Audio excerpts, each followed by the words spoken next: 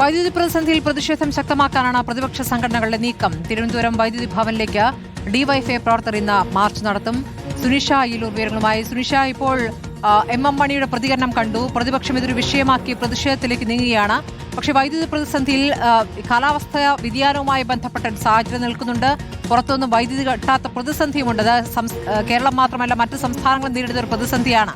അപ്പോൾ എന്താണ് ഇക്കാര്യത്തിൽ പ്രതിപക്ഷത്തിന് പറയാനുള്ളത്?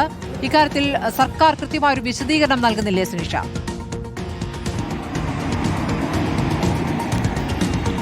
സ്മൃതി, സർക്കാർ കൃത്യമായൊരു വിശദീകരണം തന്നെ നേരത്തെ നൽകിയിരുന്നു. എൽനിനോ പ്രതിഭാസവും മഴ കുറഞ്ഞതും അടക്കം കണക്കുകൾ ചൂണ്ടിക്കാണിച്ച് തന്നെ സർക്കാർ ഇതിലൊരു വിശദീകരണം നൽകിയിരുന്നു എന്നുള്ളതാണ്. പക്ഷേ പ്രതിപക്ഷം പ്രധാനമായും ചൂണ്ടിക്കാണിക്കുന്നത് നേരത്തെയും മഴ കുറവടക്കം ഉണ്ടായിട്ടുണ്ടായിരുന്നു. പക്ഷേ കൃത്യമായ ഒരു ആസൂത്രണം ഇതിൽ നടന്നില്ല, അല്ലെങ്കിൽ കൃത്യമായി നേരത്തെ തന്നെ ഇത് മുൻകൂട്ടി കണ്ടുകൊണ്ടുള്ള വൈദ്യുതി വാങ്ങാനുള്ള കരാറുകളിലൊന്നും ഏർപ്പെടാൻ സർക്കാർ തയ്യാറായില്ല തുടങ്ങിയ വിമർശനങ്ങളാണ് ഇപ്പോൾ പ്രതിപക്ഷത്തിന്റെ ഭാഗത്തു നിന്നും ഉണ്ടാകുന്നത്. അതിന്റെ ഭാഗമായാണ് പ്രതിഷേധമടക്കം. നേരത്തെയും വേനൽക്കാലത്ത് നമ്മൾ കണ്ടതാണ്, വലിയ തരത്തിൽ ഈ പ്രതിസന്ധി ഉണ്ടായിരുന്നു. പക്ഷേ പൂർണ്ണമായും ഇത്തരത്തിലൊരു വൈദ്യുതി നിയന്ത്രണം ഉണ്ടായിരുന്നില്ലല്ലോ എന്നൊരു ചോദ്യമാണ് LDF മുന്നോട്ടേക്ക് ചോദിക്കുകയും ചെയ്യുന്നത്. അതിന്റെ ഭാഗമായി തന്നെയാണ് ഒരുപക്ഷെ പ്രതിഷേധവുമായി രംഗത്തെത്തുന്നത്. വിവിധ തരത്തിലുള്ള പ്രതിഷേധം നമ്മൾ കഴിഞ്ഞ ദിവസങ്ങളിലെല്ലാം കണ്ടതാണ്.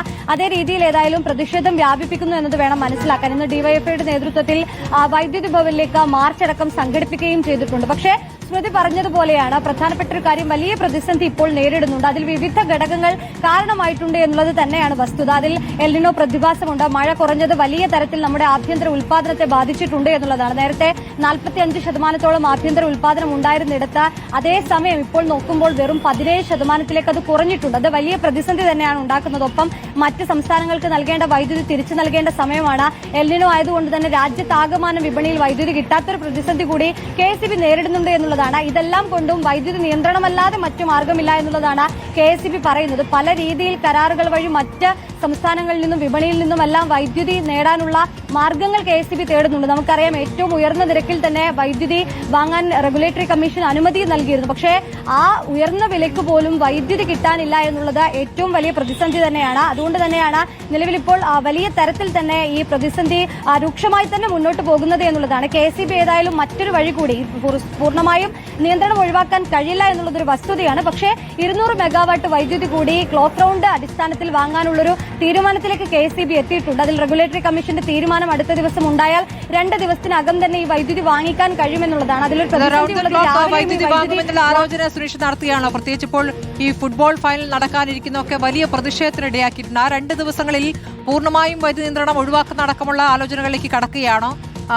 ഇക്കാര്യത്തിൽ ഇപ്പോൾ വലിയ പ്രതിഷേധത്തിന് ഒരു പ്രധാന കാരണം സുനിഷ, എപ്പോഴാണ് ഈ നിയന്ത്രണം, എത്ര സമയത്തേക്കാണ് എന്നത് ജനത്തിന് അറിയാത്തതാണ്. അതൊരു കൃത്യമായ സമയക്രമം നിശ്ചയിച്ച് ഓരോ പ്രദേശത്തും ഇത്ര സമയമാണ് പോവുക എന്ന കൃത്യമായൊരു വിവരം കിട്ടുന്നില്ല. പലയിടത്തും അത് അരമണിക്കൂറും 1 മണിക്കൂറും അപ്പുറവും കടക്കുന്നുണ്ടെന്നുള്ള പരാതിയല്ലേ ഉയരുന്നത്?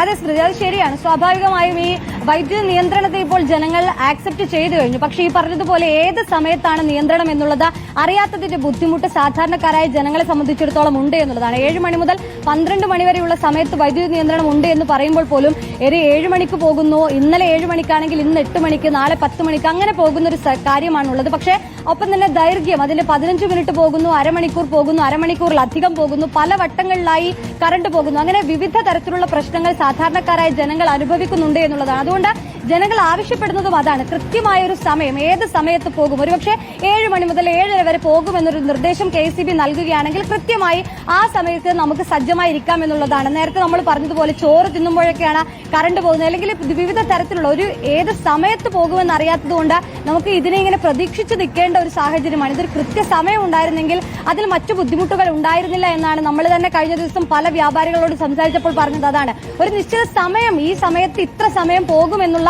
ഒരു അറിയിപ്പെങ്കിലും തന്നാൽ മതി എന്നുള്ളതാണ്. നമ്മളിത് KSEB-യുമായി ചോദിച്ചപ്പോൾ KSEB-യിൽ നിന്ന് ലഭിച്ച വിവരം പീക്ക് ടൈമിൽ ഈ വലിയ പ്രതിസന്ധിയാകുന്നു. ആ സമയത്താണ് അതത് സബ്സ്റ്റേഷനുകൾക്ക് നിർദ്ദേശം നൽകുന്നത്. അവിടെ 25 മിനിറ്റ് നേരത്തേക്ക് വൈദ്യുതി നിയന്ത്രണം ഉണ്ടായേ മതിയാകൂ. അപ്പോഴാണ്, അതായത് ഒരു ഏകദേശം നിയന്ത്രണത്തിന്റെ ഒരു അരമണിക്കൂറോ 1 മണിക്കൂറോ മുന്നേ മാത്രമാണ് KSEB ആ തീരുമാനത്തിലേക്ക് എത്തുന്നത് എന്നുള്ളതാണ്. അതുകൊണ്ട് പ്രായോഗികമായ ചില ബുദ്ധിമുട്ടുകൾ ആ പ്രദേശത്തെ ആളുകളെ അറിയിക്കുന്നതിലുണ്ട് എന്നുള്ളതാണ് KSEB ഇതിൽ നൽകുന്ന വിശദീകരണം. പക്ഷേ അതിലൊരു മാറ്റം വരേണ്ടതുണ്ട്. ഒരുപക്ഷെ കഴിഞ്ഞ സമയത്തുണ്ടായിരുന്നതുപോലെ ഒരു മെസ്സേജ് SMS സംവിധാനമെങ്കിലും കൊണ്ടുവന്നാൽ ഒരുപക്ഷെ ഏറെക്കുറെ ഈ പറയുന്നത് പോലെ ജനങ്ങൾ നിലവിൽ ഉന്നയിക്കുന്ന വിഷയങ്ങൾക്ക് പരിഹാരം കാണാൻ കഴിയുമെന്നുള്ളതാണ് ഈ അറിയിക്കാത്തതുമായി ബന്ധപ്പെട്ടുകൊണ്ടുണ്ടാകുന്നത്. ഏതായാലും പ്രതിസന്ധി രൂക്ഷമാണ്. ഒപ്പം തന്നെ വരുന്ന ദിവസങ്ങളിലും വൈദ്യുതി നിയന്ത്രണം ഉണ്ടാകുമെന്ന കാര്യത്തിൽ സംശയമില്ല. കൃത്യസമയം പറയുന്നില്ല എങ്കിലും 7 മണിക്ക് ശേഷം അങ്ങോട്ട് വൈദ്യുതി നിയന്ത്രണം പ്രതീക്ഷിക്കാം എന്നുള്ളത് മാത്രമാണ് പറയാൻ കഴിയുന്നത്. സ്മൃതി, ശരി, സുനിഷയാണ് വിവരങ്ങൾ നൽകിയത്.